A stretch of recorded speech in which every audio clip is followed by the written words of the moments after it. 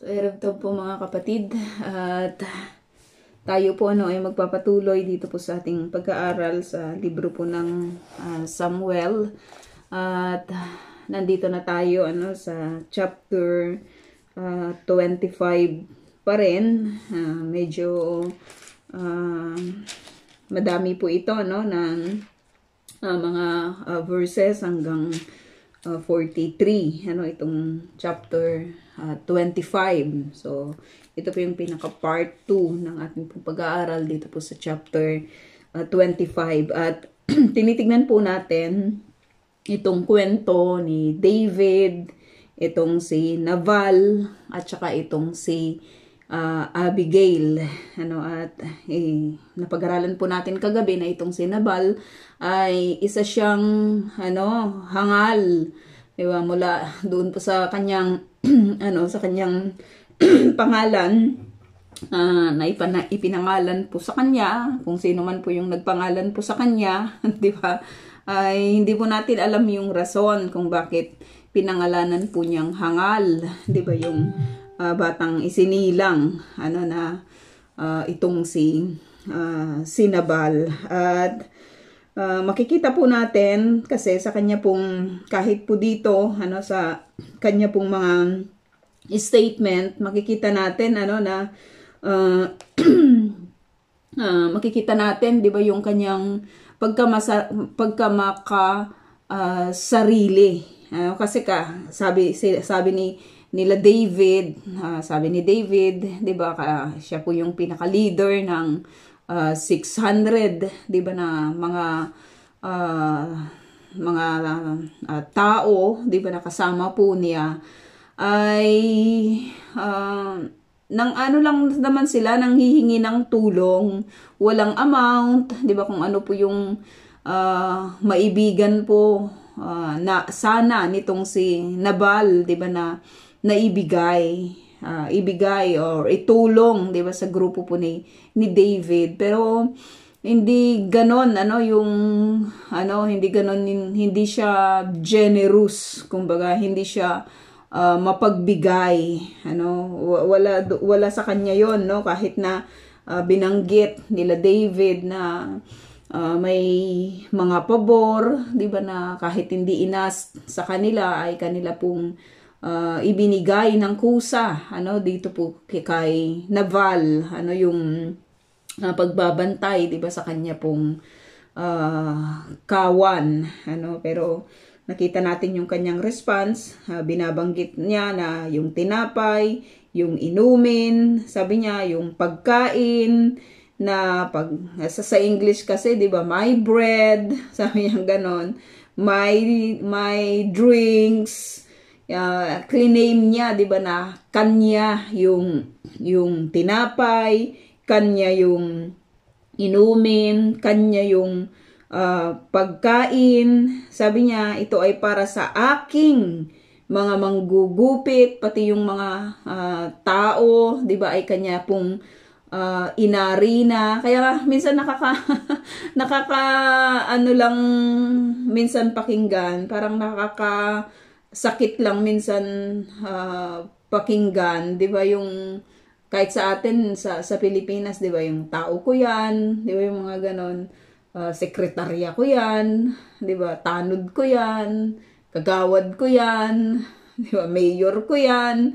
Parang inari na nila, 'di ba, yung katauhan ng tao, inari na nila yung mga tao, 'di ba, na nagtatrabaho, 'di ba, sa kanila, magkaiba po yung binabanggit or mababanggit ng mga tunay na lingkod po ng Panginoon, kasi sasabihin nila na yung mga servants na yan ay bigay, 'di ba, sa akin ng Lord. Pero yung mga makasarili, ako, 'di ba, akin.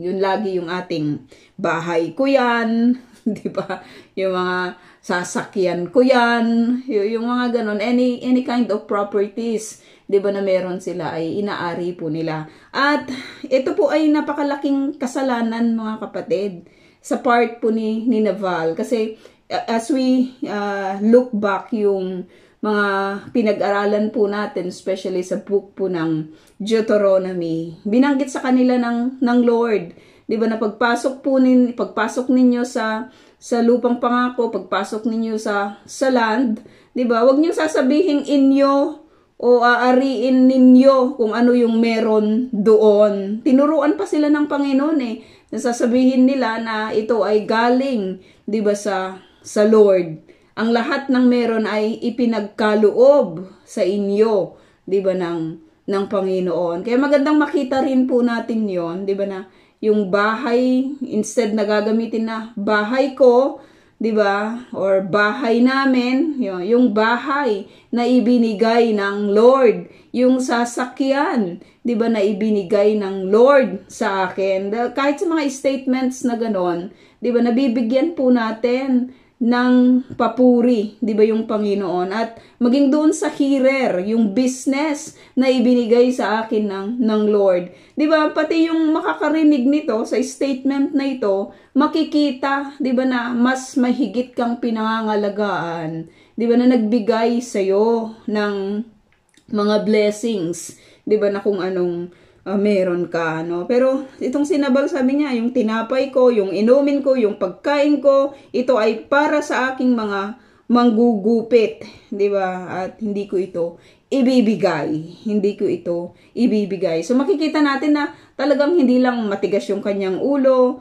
hindi lang siya masungit, hindi lang magaspang yung kanyang pag-uugali, hindi lang siya madamot, 'di ba? Pero hindi siya makatao, 'di ba? Hindi makatao yung pagtrato niya, 'di ba, sa ibang tao, no? Hindi ako naniniwala na hindi niya kilala si David, no? Napaka-popular na kwento po noon, lalong-lalo na, 'di ba, yung mga chasing na nangyari between yung ginagawa na pag-chase ni Saul, 'di ba, dito po kay David, no? At dahil po sa pang-iinsulto po na iyon na ibinigay po ni Nabal, nakita po natin, 'di ba, na itong si David ay nagkaroon po ng galit, 'di ba? Nagkaroon ng matinding galit na out of that insult na kanya pong na-receive mula po dito po kay Nabal, na ginawan po niya ng mabuti, ay gusto na niyang patayin yung buong sambayanan, 'di ba, nitong si Nabal. So just imagine na lang na pinatay ni David yung lahat, no? Yung lahat ng pamilya nitong si Nabal, lahat ng kanyang mga servant.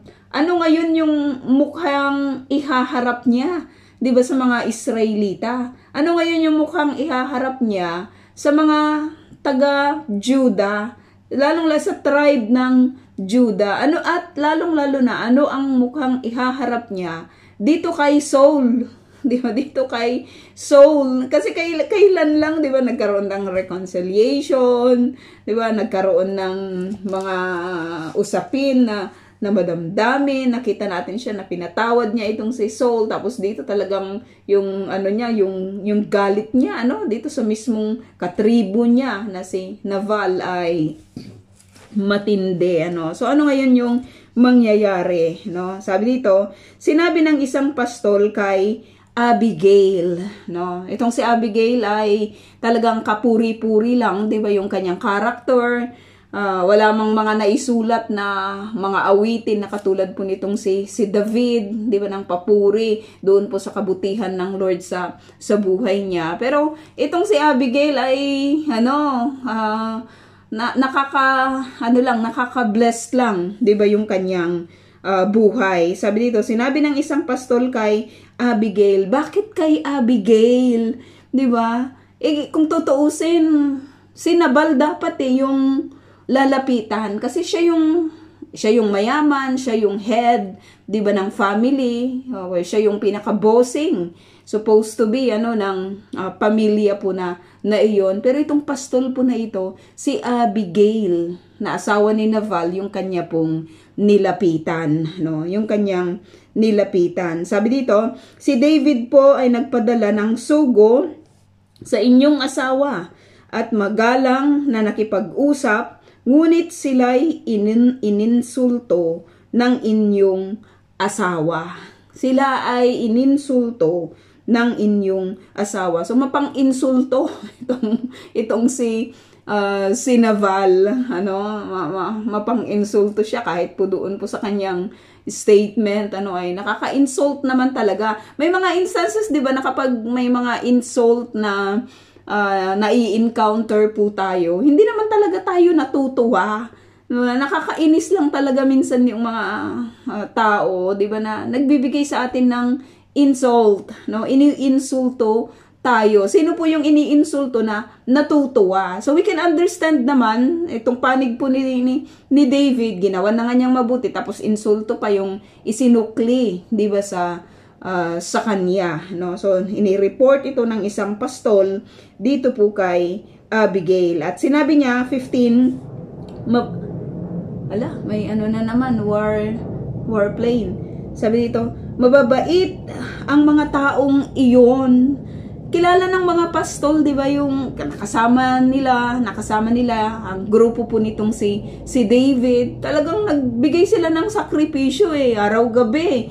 'Di ba? Ay magbabantay po sila doon po sa kawan nitong si Nabal. Kung merong magte-testify doon po sa kabutihan, doon sa ginawa ng grupo po ni David, itong mga pastol ni Nabal, at ito nga po yung kanilang report, dito po kay Abigail. Ito yung kanyang report kay Abigail. Mababait ang mga taong iyon. Tinutulungan nila kami at wala silang kinuhang anuman sa amin sa buong panahong kasama namin sila sa parang. Hindi tinake advantage nila David yung pagkakataon na humingi sila, diba, dito po sa mga pastol, kung ano yung meron sila. Hindi nila hindi nila kinuha yung pagkakataon na iyon, o kaya i-grab, or kaya huliin, o kaya nakawin, di ba, yung mga isang lang naman, isang tupa para sa pagkain nilang lahat, o 2 tupa, 3,000, di ba, yung tupa nitong si Naval, tapos may 1,000 pa siya na kambing. Maano lang ba naman na sa dami nila David, mga mandirigma ito, kung kukunin nila yung 5, di ba? Hindi naman ito malaking kabawasan sana sa kawan ni Naval. Pero sabi ng pastol, wala silang kinuha na kahit na anuman, So makikita natin na hindi sila nagte-take advantage sa karamihan ng bilang nila, kahit nangangailangan po sila, 'di ba, ng pagkain, kahit nangangailangan po sila ng kanilang daily na kailangan, 'di ba, sa buhay. Ilang beses ba dapat kumain, 'di ba, yung isang tao? Pero hindi po nila iyon ginawa sa kawan at sa mga taga-alaga nitong si Naval. So ito yung testimony, di ba, na ibinigay po dito po kay Abigail. Maganda po yung report, Maganda yung nakita, di ba, ng mga pastol na ito sa grupo po ni David, So parang nakaka-encourage lang na kung titignan kunyari yung grupo po natin sa iglesia, di ba? Makapagbibigay din kaya ng good report yung mga tao na nakakasama po natin, Yung mga tao na uma-attend, 'di ba, sa atin, or nagawi, 'di ba, sa atin. Makakapagbigay din po kaya sila ng magandang report, nakatulad po ng mga pastol na ito na nakasama po nila David. Nagbigay po siya ng magandang report dito po kay Abigail, at sabi niya, ano pa yung ginagawa nila David? Binantayan po nila kami araw-gabi sa aming pagpapastol. So grabing grabing favor yon, araw-gabi. 'Di ba, na pagbabantay ang ginawa po nitong sina David sa kawan ni Naval, Hindi inas ng mga pastol na bantayan niyo kami, 'di ba? Hindi nila inas 'yon sa grupo po ni David, pero dahil nandun po sina David, ay talagang ginawa po nila, 'di ba, yung ang tribe po na ito, 'di ba, ay galing din sa tribe ni Judah, ano, itong si Nabal, magkakatribu po sila, ano, at in good faith, parang humanitarian, di ba, ay nagkusa po sila na magbigay, di ba, ng kanila pong pagbabantay, araw-gabi, sa mga tagapastol nitong si Nabal. Sabi niya, pag-isipan po ninyo kung ano ang mabuting gawin ngayon. Pag-isipan po ninyong mabuti kung ano ang mabuting gawin ngayon. So napakaganda po ng binabanggit ng pastol dito po kay Abigail. Makikinig po ba itong si Abigail? No, kasi nung unang inintroduce po sa atin, sinabi po sa atin na itong si Abigail ay isa itong babaeng maganda at isa itong babaeng matalino. No, yung maganda, madali lang siyang i-describe, 'di ba? Maganda siya. Pero yung matalino, papaano mo masasabi sa isang tao na siya ay matalino, no? Meron at makikita kang mga marks, 'di ba? May mga puntos, 'di ba, na makikita kung bakit siya kino-consider na matalino, no? Ano ba yung mga marks na kahit po sa kapanahunan po natin ngayon, papaano po ba natin masasabi na ang isang tao ay isang matalino? Or ano ba yung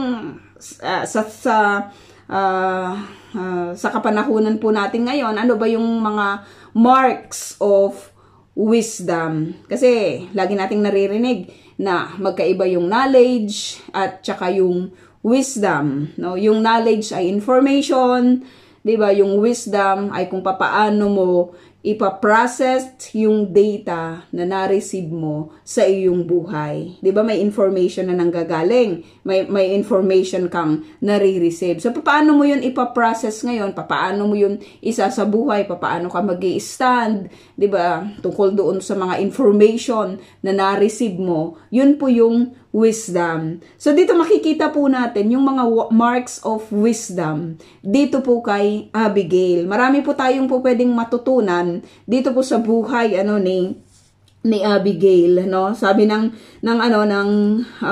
servant, pag-isipan po ninyong mabuti kung ano ang mabuting gawin, sapagkat ang nangyari ay tiyak na magbubunga ng masama sa aming Panginoon at sa buo niyang sambayanan, no? At sa buo niyang sambahayan, no? Ang nangyari, sabi ng pastol, 'di ba, ay magbubunga ng masama sa aming Panginoon na inyong asawa at sa inyong lahat, sa buo niyang sambahayan, no? Napaka direct to the point yung binabanggit po ng servant na ito, yung alipin po na ito, ano, mabuti pa yung servant, may pagmamalasakit, 'di ba, sa kanyang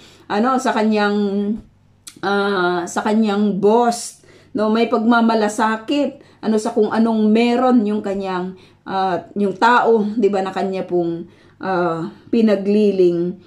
pinaglilingkuran, no? Bakit hindi kay Nabal niya sinabi, sabi dito, hindi naman namin masabi sa kanya ito, 'di ba? Sapagkat matigas ang ulo niya at tiyak na hindi niya kami papakinggan, no? Matigas yung ulo nitong si Nabal. Hindi namin masabi sapagkat matigas yung kanyang ulo at hindi niya kami papakinggan. So napakahirap talagang lapitan, 'di ba, yung mga sinasabi na may katigasan. Nakita natin yung ugali po nitong si Nabal, 'di ba, na magaspang yung kanyang pag-uugali, masungit siya. Kaya nakakatuwa lang, 'di ba, na itong si Abigail ay iba po yung kanyang character, no? Iba yung kanyang pag-uugali. So, sabi dito, dali-daling naghanda si Abigail, dali-daling naghanda si si Abigail, no? So, isa sa mga mark na makikita po natin, mga kapatid, sa isang taong matalino ay yung ability niya to listen. 'Di ba? Meron siyang ability to listen. Meron siyang willingness to listen. Pinakinggan niya, nilapitan siya. Pansinin natin, 'di ba, doon po sa mga tao na may willingness to listen, 'di ba, to you. Isa 'yun na character, 'di ba? Isa 'yun na ability, 'di ba? Kasi hindi lahat gustong makinig, 'di ba? Marami yung mga gustong laging nagsasalita at laging pinapakinggan. Pero bibihira po yung may ability at yung willing to listen. Siya po yung nilapitan ng pastol po na ito kasi alam ng pastol na ito na itong si Abigail ay iba po yung kanyang karakter at makikinig po siya. 'Di ba? Makikinig siya sa kung ano po yung kanyang sasabihin. Kasi itong si Nabal, hindi siya makikinig. 'Di ba? Hindi siya makikinig. Sa kahit na anong sabihin mo, hindi siya makikinig, no? Siya lang yung gusto, 'di ba, napakinggan, pero ayaw po niyang makinig, no? Sinara po niya yung kanyang tainga, sinara po niya yung kanyang mata sa kahit na anuman, 'di ba, nasasabihin sa kanya ng iba, kahit ang kanyang asawa, 'di ba? Kahit itong si Abigail. So grabe yung character na ito, 'di ba, na pinakikisamahan nitong si Abigail, no? Hindi nahawa si Abigail sa character po nitong si Nabal, kundi talagang nanatili po siya, 'di ba, na yung composure po niya, nanatili po siya na mabuti, 'di ba? Mabuting tao. So, makikita po natin dito, 'di ba, na nakinig itong si Abigail sa kung ano po yung sinabi ng servant or ng pastol, 'di ba, na lumapit po sa kanya. Tayo po, mga kapatid, 'di ba? Madalas po ba tayong makinig din, no? May mga ito kasi between life and death yung situation eh. Pero ipinagsawalang bahala ito ni Nabal. Kumbaga sinasabi niya, sino ba si David? No, sino yung anak ni Jesse na iyan, no? Katribo niya ito, kapamilya niya na ito. Pero alam mo yun, minaliit po niya, inunsulto po niya ang katauhan po nitong si Nabal. Wala siyang concern, wala siyang pakialam na yung insulto na yun ay magdudulot, 'di ba, ng problema sa kanya at sa kanyang buong sambayanan, no? Yung mga insult na kung tayo man po yung nangiinsulto, minsan, no, magdudulot po ito ng problema o kaya ng kapahamakan, o kaya tayo po yung ininsulto, hindi rin po yun maganda. Maaring matitest po yung ating character at maaring malaglag po, 'di ba, yung mga bunga, 'di ba, ng espiritu, kung paano po tayo mag-respond sa mga insults, no? So ang ginawa po nitong si Abigail, sabi dito, dali-daling naghanda si Abigail ng ilan, 200 tinapay, pinuno niya ng alak ang 2 sisidlan, nagpapatay ng ilan, 5 tupa, nagpakuha ng 5 takal ng sinangag na trigo, 100 kumpol ng pasas at 200 tinapay na igos. Lahat ng ito'y ikinarga niya sa mga asno. Lahat ng ito'y ikinarga niya sa mga asno. Pagkatapos, sinabi niya sa ilan niyang tauhan, mauna kayo sa akin at susunod ako. Mauna kayo sa akin at susunod ako. No? So, ang tinitignan po natin, ano yung mga marks ng isang taong matalino? Una, nakita natin na nakikinig, nilalapitan siya sapagkat siya po ay nakikinig. Hindi madaling lapitan yung alam mong hindi nakikinig eh. Pero yung alam mong makikinig, madali po siyang lapitan. At hindi lang yun, mga kapatid, no? Isa sa mga marks ng matalino or yung marks na meron pong wisdom ang isang tao, nakikita niya yung pwedeng mangyari. Diba? Nakikita niya, no, na ipagbigay alam sa kanya ito, alam niya na yung bunga ng insulto ay hindi po magbibigay ng maganda, no? Alam niya na yung mangyayari na, yung nangyari na ganun, nakita niya ito, 'di ba? Baby, alam mo yun, hindi siya nag-focus sa kung ano yung sitwasyon na meron siya. Hindi, mayaman kami, 'di ba? Hindi, marami kaming servant, no? Hindi namin kilala yung mga tao na ito. Ano ba naman kung nainsulto, 'di ba, itong si David at ang kanyang mga kasama? Pakialam namin doon, 'di ba? Pero hindi po ganoon yung reply, yung response nitong si Abigail. Nakita niya, 'di ba, yung hinaharap, alam mo yung term ko na advance, 'di ba, yung kanyang pag-iisip, no? Nakita niya. Makikita mo lang talaga kapag ikaw ay alam mo, kapag pinagana mo yung iyong human yung pagiging mabuting tao, or yung mabuting puso, 'di ba, na meron ka, makikita mo yung magiging bunga ng isang actions, 'di ba, na hindi maganda, no? Meron siyang ability, 'di ba, na makita yung isang bagay, 'di ba, na comprehend niya ng mabuti, na hindi ito magiging mabuti, 'di ba, sa kanila, at nag-act kaagad siya. 'Di ba, nag-act kaagad siya, alam niya kaagad kung ano yung kanyang gagawin. Hindi niya ipinagsawalang bahala yung bagay na ito. Maraming mga ganun, no? Nakapagsalita ka na nga ng hindi maganda, tapos hindi mo pa alam na alam mo yun, hindi mo may mga instances na gano'n, na may mga tao na wala silang pakialam, 'di ba, doon sa nararamdaman ng iba. Pero itong si Abigail, alam po natin na alam niya na nakasakit itong kanyang asawa, at alam niya, 'di ba, ang paraan kung papaano po mag-aak, 'di ba, doon po. Ano yung gagawin niya pagdating doon po sa sitwasyon na iyon. That's wisdom, kapatid.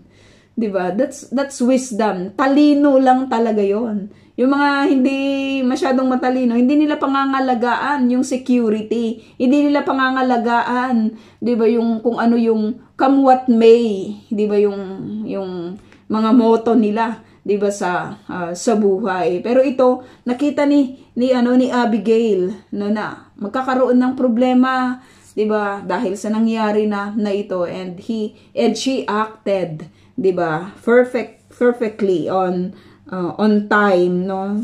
Ito pala yung hinihingi, 'di ba? Magiliw itong sina David, 'di ba, na lumapit dito po kay kay Nabal, pero itong si Abigail upon hearing, 'di ba, yung report ng pastol, alam niya kaagad kung ano yung pangangailangan nila David, 'di ba? Without even asking, alam niya kaagad na yung mga tao na ito, wala silang hindi ka naman manghihingi ng tulong kapag marami ka, 'di ba? Hindi ka naman manghihingi ng tulong kapag may kasapatan ka. Hindi ka lang talaga lalapit, 'di ba? Nakakahiya kayang humingi ng tulong, kapatid. 'Di ba? Nakakahiyang humingi ng tulong, pero ginagawa ng tao ito kasi meron siyang kakulangan, no? Hindi naman pare-parehas po yung panahon, no? Hindi pare-parehas na lagi ka na lang nanghihingi. May mga pagkakataon talaga na may mga sitwasyon sa buhay mo, 'di ba, na na kailangan mo ng tulong, 'di ba, ng iba, no? At napakasakit po yung ma-reject. Napakasakit yung ma-reject, no?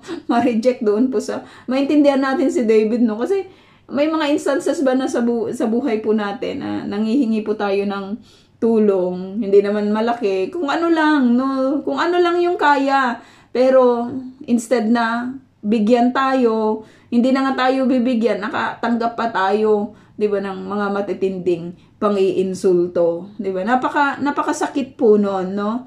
Napakasakit na bagay po iyon. Pero itong si Abigail, alam po niya, 'di ba, yung lahat. Nakita niya ito, no? Talagang meron siyang comprehension. That is ability, yung ability niya to comprehend, no?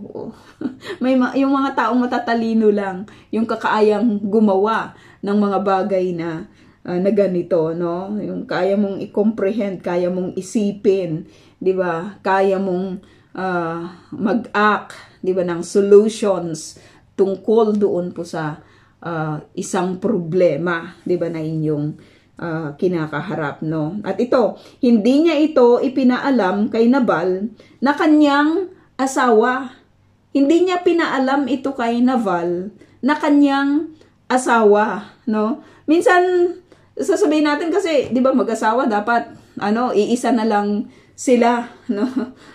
Lalo na babae siya, sa culture na katulad po ng culture nila, hindi po pwede yung ganong bagay. Kailangan niyang magsabi, 'di ba, sa kanyang asawa. Pero dito nakita po natin na hindi niya po ito ipinaalam dito po kay Nabal na kanyang asawa. Isa sa mga mark ng isang matalino, 'di ba? Isang sa mga mark ng taong may wisdom. Alam niya kung ano yung hindi niya dapat sabihin for the meantime, at alam niya kung ano yung mga dapat niyang sabihin. Hindi yung basta sabi na lang ng sabi. Kasi ang pagsasabi ng isang salita sa taong hindi karapat-dapat, masasayang lang yung salita. 'Di ba? Masasayang lang yung salita. Minsan advice tayo ng advice, 'di ba, sa mga tao. Pero hindi nila 'yun kailangan eh. 'Di ba? Hindi nila 'yun kailangan. Minsan kahit po sa trabaho, 'di ba? Tanong ng tanong. Ako napagod na rin sa ganon. Tanong ng tanong. Lalo na may mga group tayo, 'di ba? Madali na lang malaman, 'di ba, yung mga nangyayari. Tanong ng tanong tungkol sa trabaho, magko-consult kunyari. Tapos kung magbibigay ka naman ng iyong advice, hindi rin naman susundin, 'di ba? Parang sakit lang din, 'di ba, ng kalooban, lalong-lalo na minsan itinuturo po natin na unahin po, 'di ba, ang Panginoon. Unahin ang Lord na source ng lahat ng bagay. Pero mga matatalino lang ang makakaunawa kasi ng mga bagay na ganon, 'di ba? Hindi ito maunawaan ng mga taong walang pagpapahalaga, 'di ba, sa Panginoon. Kasi kanino ba nanggagaling ang wisdom? Sa Lord. Ano po ang sabi sa Proverbs? 'Di ba? Ang sinasabi po doon na yung beginning ng wisdom ay yung pagkatakot, 'di ba, sa Panginoon. So isa sa mga makikita po natin dito na marks ng isang taong matalino ay alam niya kung ano yung kanyang sasabihin sa tamang tao at alam niya yung hindi niya dapat sabihin sa hindi tamang tao. Hindi sinabi, for the meantime ito, no? Kasi sasabihin din naman ni Abigail yan sa tamang panahon, no? May mga ina-uphold tayo minsan na mga information sa iba kasi hindi naman nila kayang i-comprehend, no? Hindi pa napapanahon para maintindihan nila. Hindi yung basta-basta tayo sabi ng sabi, hindi nga nila naintindihan. 'Di ba? Ang makikita natin, that's wisdom, mga kapatid, 'di ba? To uphold something, you know what not to say and when to say it, no? And when to say it. Ito po yung ginawa nitong si Abigail. Hindi niya ito ipinaalam kay Nabal na kanyang asawa. Basta she acted, 'di ba? She acted according to the situations. Kailangan niyang magmadali, 'di ba? Kailangan niyang, alam mo, kasi yung rage, 'di ba, yung galit, hindi mo naman yan hindi mo yan kayang tiisin 'di ba? Nasubukan na ba ninyo yon, yung galit na galit po kayo, 'di ba? Tapos pagpaliban ko muna yung aking galit. Hindi ganoon eh. Agad-agad nagbo-burst 'yan eh, lalong-lalo na kung talagang nainsulto ka, 'di ba, ng matindi na katulad po ng nangyari dito po kay David. At itong si Abigail, talaga lang, 'di ba? She acted on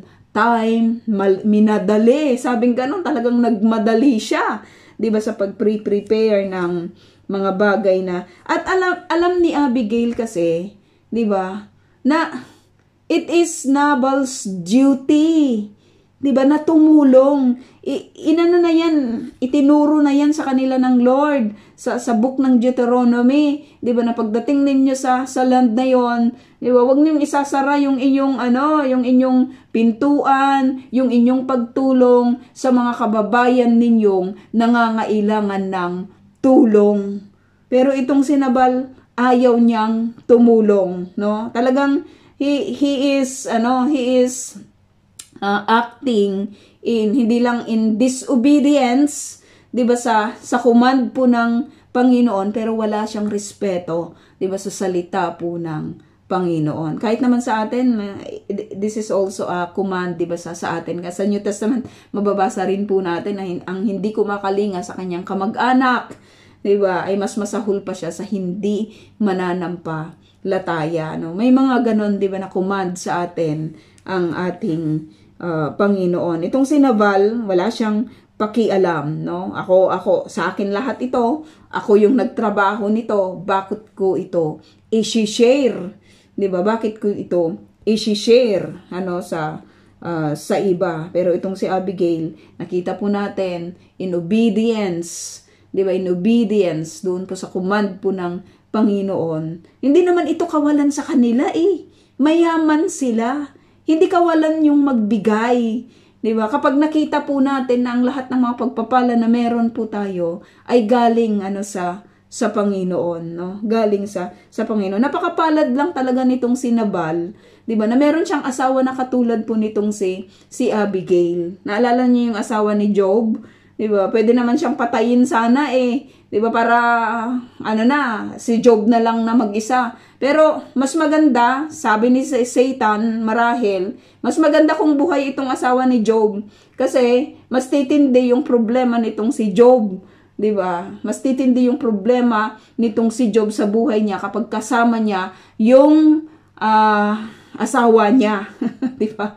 May mga ganun, mga kapatid, 'di ba, na minsan yung mga tao hindi sila blessing sa atin. Sa totoo lang, hindi sila blessing kundi pabigat sila, 'di ba? Minsan pabigat, problema sila, 'di ba, sa atin. Pero napakapalad nitong si Nabal na meron siyang asawa na katulad po nitong si Abigail, no? Napakapalad po ng kapag yung character talaga ng mapapangasawa, yung titignan po natin as according to the pattern, 'di ba, ng Panginoon, mas maganda po 'yon.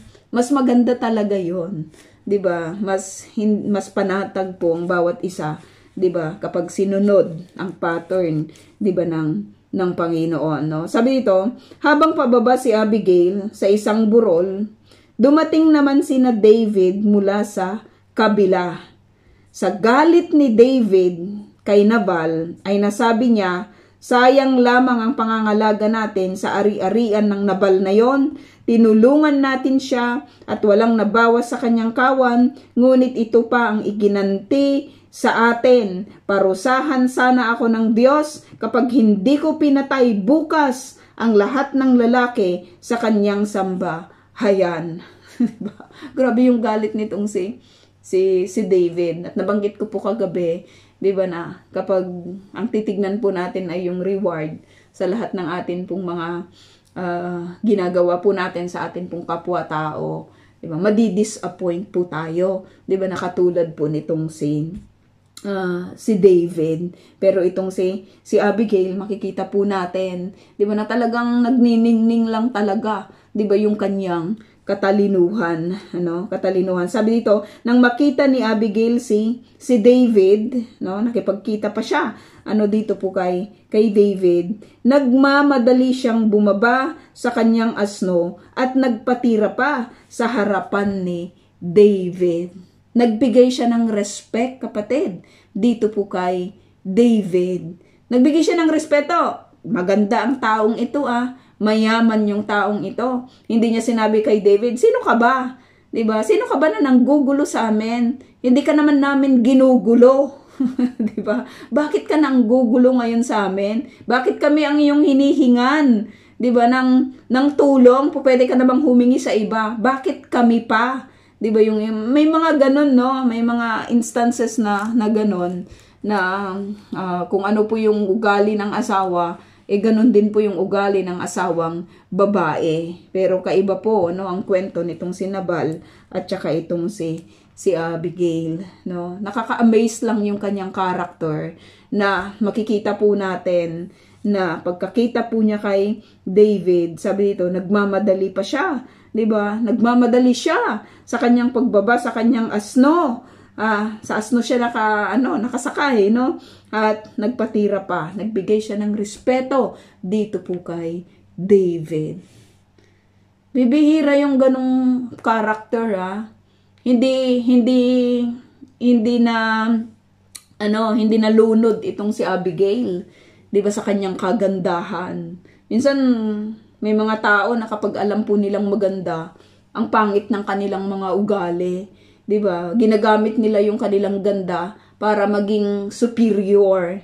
Pero hindi si Abigail ganon. Kahit may kagandahan, kahit maganda siya at saka kahit matalino siya, alam niya kung papaano magbigay ng respeto sa kanyang kapwa tao, no? Pwede niyang sabihin, sino ba itong si David? Anong tawag doon? Yung rebelde to, 'di ba, kay Saul. Bakit ako magbibigay ng respeto? Wala. Hindi naman ito mga mayayaman 'Di ba? Kami mayaman kami. Hindi ganoon si Abigail. Napagkakita niya dito kay David, ay nagbigay po siya ng respeto. Hindi lang dahil mabuti po at mababait ang grupo po ni David, kundi talagang makita po natin na isa sa mga character po nitong si Abigail ay marespeto po siyang tao. Na kahit ngayong yung apostol, 'di ba, na nagbigay sa kanya ng report, hindi niya minura-mura 'yon, 'di ba? At kinampihan yung kanyang hangal na asawa, kundi pinakinggan po niya, 'di ba, yung report ng pastol na ito. Nag-act po siya at ngayon nakikita po natin na nagbibigay po siya ng respeto kina David, no? Dito sa harapan po ni David. At sabi niya, ako na po ang inyong sisihin. Pakinggan po muna sana ninyo ang aking sasabihin. Nabanggit ko po kanina, mga kapatid, na ang isa sa mga marks ng taong matalino ay yung alam mo kung ano yung hindi mo dapat sabihin. 'Di ba? Dito naman makikita po natin, alam mo kung ano yung dapat mong sabihin sa tamang tao. Alam mo yung dapat mong sabihin sa tamang tao. At ito po yung kanyang sasabihin. Pakinggan po muna sana ninyo ang aking sasabihin. Huwag po ninyong pansinin si Nabal. Wala pong kwentang tao yun. Teka lang, Abigail, asawa mo to. 'Di ba? Dapat iisa na kayo Parang may hindi tama, 'di ba, in this area. Pero that describe lang kung anong character talaga nitong si Nabal, no? Full na siya, 'di ba? Ang description sa kanya wala pong kwentang tao 'yun. 'Di ba? Masakit ito, 'di ba? Yung masabihan ka na wala kang kwenta. Hindi ka kagamit-gamit, 'di ba, sa lipunan, no? Wala kang ambag, wala ka man lang maiambag, 'di ba? Hindi natin alam, marahil, kapatid, dahil ganito po yung character po nitong si Abigail. Maaring siya po yung maaring siya po yung utak, 'di ba, kung papaano po yung kabuhayan nila. Maaring ganon, no? Maaring hindi rin. Pero maaring itong si Nabal din yung nagte-take care, 'di ba, sa mga kung businessman or business affairs po nila. Pero iba po yung approach po ng bawat isa po sa sa kanila. Itong si Abigail, masyado siyang makatao at masyado siyang marespeto, no? Unlike po dito kay Nabal, magaspang po yung kanyang pag-uugali. Pero ito yung sinasabi niya, wala pong kwentang tao yon. Tamang-tama po sa kanya ang kanyang pangalan. Siya po'y luko-luko. Kung titignan natin mga kapatid, this is an opening alam mo yun, yung parang itong sinasabi po ni Abigail dito po kay David. Parang sinasabi niya kay David, kung papatulan po ninyo si Nabal, 'di ba? Parang pumatol po kayo sa walang kwentang tao. 'Di ba? Parang 'di ba may mga ganon no na nasaong na po ba tayo sa ganong instances ng buhay natin na 'di ba dapat know your battle. Pero may mga instances ba sa buhay natin na talagang pinatulan natin yung hindi dapat natin patulan? Diba? Hindi natin pinili yung battle natin. Nakaka-degrade naman ito sa isang kilalang mandirigma na katulad po nitong si David. 'Di ba na alam mo 'yon? Alam mo, pinatay ni David yung sambayanan ni Nabal, yung walang kwentang tao na yun. Parang, yun, no? Parang hindi magandang report yun. Di ba na, pinatulan mo yung hangal. Di ba, pinatulan mo yung parang walang kwenta. Di ba na tao, no? Dapat pipiliin mo yung battles mo Pero ito yung parang ino-open ni Abigail yung sitwasyon, yung mind ni David, 'di ba na kung papatulan po ninyo si Nabal, walang kwentang tao po yun Sasayangin lang po ninyo, 'di ba, yung inyong lakas, sasayangin lamang po ninyo yung oras po ninyo, 'di ba, sa taong iyon, no? Sabi dito, tamang-tama po sa kanya yung kanyang pangalan. Siya po'y luko-luko. Paano mo papatulan yung luko-luko? 'Di ba? Paano mo papatulan yung hangal? Isa kang magiting naman dirigma tapos papatol ka sa parang yung sinasabi ko nga walang kwenta, 'di ba? Pero bago natin husgahan, 'di ba, yung mga pagpatol po sa ganito, madalas ganun po yung mga pinapatulan po natin, 'di ba, yung mga luko-luko, yung mga walang ambag, 'di ba, sa lipunan. Minsan kahit po yung mga malalapit po sa atin, minsan 'di ba, na wala namang pagpapahalaga sa kung ano yung mabuti, minsan nauubos po, 'di ba, yung atin pong pasensya, 'di ba, sa kanila, no? Sabi dito, na binabanggit po ni Abigail, hindi ko po kasi nakita ang mga tauhan ninyong pinapunta sa amin. Totoo naman, no, hindi niya nakita. Ngayon po'y niloob ni Yahweh na huwag matuloy ang inyong paghihiganti upang hindi mabahiran ng dugo ang inyong mga kamay. Saksi si Yahweh, pangalawang gamit niya sa pangalan ni Yahweh, ang Diyos na buhay, lahat ng naghahangad ng masama laban sa inyo ay mapapahamak tulad ni Nabal. There is something in this woman, 'di ba? There is something in this woman sa katauhan po ni Abigail. She knows the Lord. She knows the Lord, kapatid. Alam niya yung salita ng Panginoon. Alam niya, 'di ba? May pagpapahalaga siya sa salita ng Lord. At hindi po pwedeng hindi niya malaman na itong si David ang susunod na hari, 'di ba? Ang susunod sa throne, kasi lahat ng nagpapahalaga sa salita po ng Panginoon, malalaman po nila na ito yung susunod na hari, 'di ba, ng Israel. Ito yung susunod na hari ng Israel. Ilang beses po niyang ginamit ang pangalan ni Yahweh. Ilang beses niyang in-include ang pangalan ni Yahweh, 'di ba, sa pag-uusap po na ito, no? Alam niya ang Diyos. Alam niya ang Panginoon. Kilala niya, 'di ba, ang Lord. Isa sa mga sa mga marks ng mga taong matalino. Kilala po nila ang Diyos. 'Di ba? At alam nila ang plano ng Diyos. Alam nila yung plano ng Panginoon. Pinangangalagaan nila ang salita, 'di ba, ng ng Panginoon, no? Sabi dito, narito po, sabi niya, tanggapin po ninyo ang nakayanan ng alin?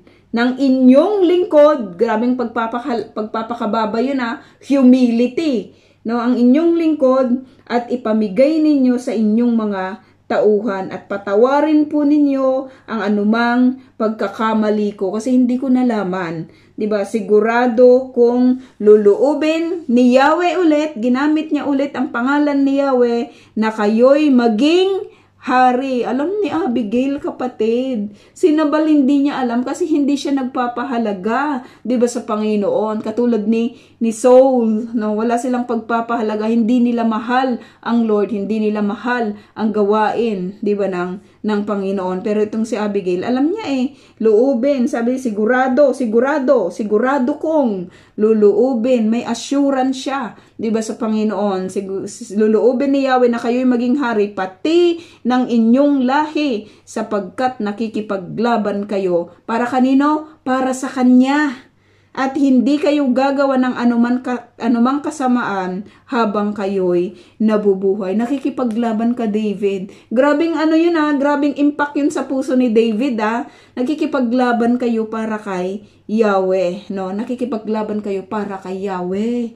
'Di ba? Ang laban dito kay Nabal hindi po para kay Yahweh, Haring David. 'Di ba? Grabing yun grabing wisdom yun, kapatid 'Di ba? Grabing talino lang talaga ang bawat statement na binibitawan, 'di ba, nitong si Abigail. Si David kasi nawala yung kanyang composure dahil doon po sa kanyang galit. At kapag galit ka talaga, mawawalan ka talaga ng tamang pag-iisip 'Di ba? Maraming mawawala sa iyo, 'di ba, kapag tayo po ay galit, no? Kasi nainsulto 'di ba? Nainsulto, kaya yun po yung response niya. Humanly, ganito yung madalas, 'di ba, na response ng mga tao na nasasaktan, 'di ba, at naiinsulto. Pero itong si Abigail, grabe yung statement niya, tagos sa puso yon. Haring David, kayo po'y mandirigma ni Yahweh, 'di ba? At ang inyong pakikipaglaban ay hindi po sa kapurihan ni Yahweh kapag dito po kayo kay Nabal, 'di ba, nakipaglaban. Sabi dito, kung may magtatangkaman sa inyong buhay, iingatan kayo ni Yahweh ulit. Grabe yung statement niya, na inyong Diyos. Ang mga kamay naman ninyo ang mga kaaway naman ninyo ay ihahagis na parang bato ng tirador. At kung luubin ni Yahweh na maging hari na kayo sa Israel, tulad ng kanyang pangako, alam niya talaga Alam niya. Bakit mo alam, Abigail? 'Di ba? Bakit mo alam yung lahat ng mga bagay na ito? Kasi mahal niya ang Panginoon. Kaya alam niya, 'di ba, kung ano yung gusto ng Lord at kung ano yung plano, 'di ba, ng Panginoon. Tayo, mga kapatid, kapag hindi natin mahal ang Lord, hindi natin alam yung kanyang mga panukala Hindi natin alam yung kanyang mga gusto at hindi natin alam, 'di ba, kung ano yung ipinapagawa niya. Wala kayong pagsisisihan, sabi dito, hindi kayo uusigin ng inyong budhi sapagkat hindi kayo pumatay nang walang sapat na dahilan o kaya'y naghiganti sa inyong kaaway, di ba? At sana'y maalala ninyo ako sa sandaling marapatin na ni Yahweh na maitatag na ang inyong sambahayan. Grabing statement yun, dito po kay David. Kung kayo po si David na makakarinig ng mga bagay na katulad po nito, mahihimasmasan lang talaga kayo 'Di ba? Na yung paglusob mo at pagpatay supposed to be ay hindi para sa kapurihan, 'di ba, ng Diyos na kanya pong pinaglilingkuran. No? Sabi dito, sinabi ni David kay Abigail, purihin si Yahweh na nagpapunta sa iyo rito. Salamat sa kanya. Grabe yun, Di ba? Alam, makikita mo lang talaga yung mga tao na kahit sabihin natin na minsan nadadapa. Pero yung mga taong may pagmamahal lang talaga sa Panginoon, si Yahweh lagi yung binibigyan nila ng papuri. Di ba? Laging nakadikit ang pangalan, laging nangunguna si Yahweh sa lahat ng kanilang mga statement. No? Hindi sinabi nitong si David, purihin ka. Di ba? at purihin din ako kasi makikinig ako sa iyo. Hindi. Lagi nilang inuuna, 'di ba, ang Panginoon sa lahat ng kanilang sinasabi, no? Sabi dito, dahil sa salamat sa kanya, dahil sa iyong kabutihan, no? Dahil sa iyong kabutihan, niya sinabi, salamat at mabuti ka. Hindi ka katulad ng iyong asawa. Salamat sa Panginoon. Kaya nga sinasabi ko po kanina, mga kapatid, 'di ba, na maganda na ang lagi nating sasabihin, 'di ba, yung bahay na ibinigay sa akin ni Yahweh, yung pamilya na ibinigay sa akin ni Yahweh, yung business na ibinigay sa akin ni Yahweh, yung investment na ibinigay sa akin ni Yahweh. Kasi si Yahweh yung nakikita doon at hindi ang tao, hindi tayo. Kasi without the Lord, hindi naman natin ma-acquire yung lahat ng mga bagay na ito, yung trabaho na ibinigay sa akin ni Yahweh.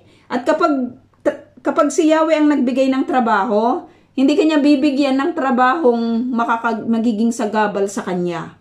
'Di ba? Yun yung lagi nating tatandaan. Napatunayan ko po yun sa buhay ko. 'Di ba, na kapag inuna po natin ang Panginoon, piliin mo yung kasi kailangan ng wisdom sa pagpili. 'Di ba? Kahit sa trabaho, piliin mo yung trabahong hindi ka walang sagabal, 'di ba, sa paglilingkod sa Panginoon, kasi yun yung binigay niya. Yun yung totoong binigay niya. May kapayapaan ka doon sa area na iyon, kasi pwede mong sabihin na si Lord ang nagbigay noon para sa iyo. Pero kapag may mga may mga hindi ka pwedeng lumabas, hindi ka pwedeng mag-church, sa tingin mo bigay yun ni Yahweh? Hindi yun bigay ni Yahweh, pinili mo yun, bigay yun ni Satan. Diba? Kasi para hindi ka makapaglingkod at makapagpatuloy, diba, sa Panginoon. Magkakaroon ka ng pera, diba, in your disobedience sa Panginoon. Pero lagi nating tatandaan na kapag ganun po yung mindset natin, hindi rin magtatagal ang anumang biyaya, 'di ba, na against, 'di ba, sa Panginoon. Salamat sa kanya, sabi dito, dahil sa iyong kabutihan, sapagkat sa ginawa mo ay nakaiwas ako sa pagpatay ng tao na magsagawa ng sariling sa ginawa mo ay nakaiwas ako sa pagpatay ng tao at magsagawa ng sariling paghihiganti. Salamat, Abigail, sabi niya, dumating ka, 'di ba? Kasi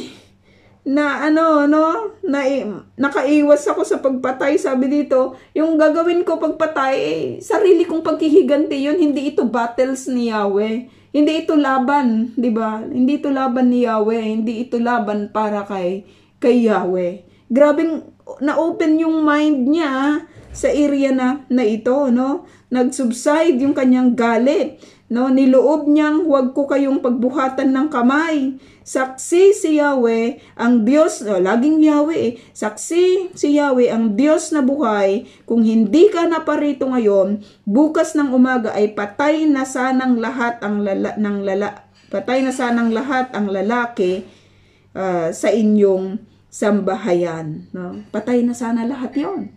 Kasi nagiganti ako Ilang paghihiganti na, 'di ba, ang ginawa ng tao laban sa kanyang kapwa, no? Matindi po yung mga awayan sa paghihiganti. Look na lang sa sitwasyon ngayon, no, between the Arabs tsaka itong mga Jews. Grabing higantian 'yon, 'di ba? Grabing labanan. Ilang buhay na yung nawala. Maraming mga pangyayari sa buhay ng isang tao na kapag paghihiganti po yung kanya pong inuna, 'di ba? Hindi po ito makakabuti at hindi sa kapurihan, 'di ba, ng Diyos, no? Tinanggap ni David ang mga dala ni Abigail. Pagkatapos, sinabi niya rito, umuwi ka na, huwag ka nang mag-alala at gagawin ko ang kahilingan mo. Grabing pagpapala yun Kaya nga sinabi ko po kanina, tayo po ba ay pagpapala o tayo po ay kabigatan, 'di ba, sa ating kapwa? Si Abigail, pagpapala lang talaga siya. Hindi lamang sa buhay po at sambahayan ni Nabal, kundi maging dito po kay David na kanyang nakausap, 'di ba, na kanyang nakita. Kaya every time na makikita tayo, pwede kayang sabihin ng tao na pagpapala yung taong ito. Di ba sa akin? She is a blessing. He is a blessing. Di pag nakita grabing kabigatan yung dulot, di ba, ng taong ito, no, na talagang aalisan mo, di ba, yung presensya niya kapag kayo ay nagkita. Just to be a blessing always, di ba, sa buhay po natin. At magagawa mo yon, magagawa ng kahit sino man yon kapag tayo po ay naka-in-tune, di ba, sa Panginoon. At umuwi na si Abigail. Pagdating ng bahay, nakita niya ang handaan ni Nabal. Walang iniwan sa papista ng isang hari. Grabe itong si Nabal, nagpa-party pa, na parang party ng hari. Naratnan niyang lasing na lasing ito, kaya't wala siyang sinabing anuman ng gabing iyon. Hindi ka basta sabi ng sabi. Lasing itong taong ito Matalino itong si Abigail, hindi mo pwedeng kausapin yung lasing. Minsan pati lasing pinapatulan natin Lasing nga yan, di ba, wala sa tamang pag-iisip. Si Abigail alam niya, lasing na lasing, walang pwedeng sabihin. Kinabukasan, nang wala na ang pagkalasing nito, isinalaysay niya ang buong pangyayari. Nang marinig ni Nabal ang lahat, inatake siya sa puso at nanigas ang buong katawan. Sinabi din niya, di ba? Yung sinasabi ko, you know what to say and what not to say. Ito sinabi na niya. Sinabi na niya yung totoo, dito po kay Nabal. At dahil dun sa pangyayari na yon, di ba, naatake po sa puso itong si Nabal at nanigas, di ba, yung kanyang katawan, na-paralyze siya, na-stroke. Sabi dito, pagkaraan pa ng 10 araw, pinarusahan ni Yahweh si Nabal at ito'y namatay.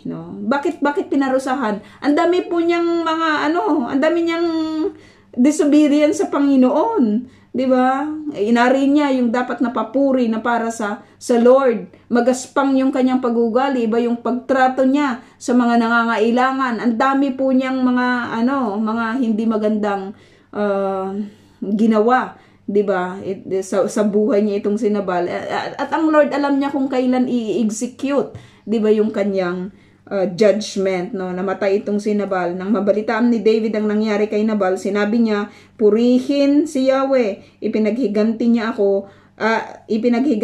ako sa paghamak na ginawa sa akin ni Nabal at inilayo niya ako sa pagkakasala. Laging si Lord pa rin yung nakikita, 'di ba, nitong si David. Salamat sa Lord at bumalik si David, 'di ba, sa tamang composure niya, Sabi dito, kaya hindi tayo dapat naghihiganti, mga kapatid pala, sa lahat ng mga ginagawang masama sa atin, kahit na iniinsulto tayo, 'di ba? Hindi pala tayo dapat naghihiganti, kasi kung si Yahweh ang panig sa atin, sino ang laban sa atin? 'Di ba? Sabi niya, sa akin ang paghihiganti. Si Yahweh po yung maghihiganti, 'di ba, para sa atin. Pinagbayad ni Yahweh si Nabal, saan? Sa kanyang kasamaan, Pinagbayad ni Yahweh si Nabal sa kanyang kasamaan, At basahin ko lang. Si David ay nagpasugo kay Abigail at pinasabing nais niya itong maging asawa. Perfect, 'di ba? Perfect lang talaga si Abigail sa sitwasyon na ito, para po kay David, kasi maganda po yung kanyang character, 'di ba? Godly woman itong si Abigail. Minsan kasi pinipili natin gwapo, hindi naman siya godly, o kaya maganda, hindi naman siya godly. Pero itong si Abigail, godly woman, panalo ka talaga, or godly man, panalo ka, in this area, Sabi dito, nang dumating sa Carmel, ang mga inutusan ni David, sinabi nila, pinapasabi po ni David na nais niya kayong mapangasawa. Diba?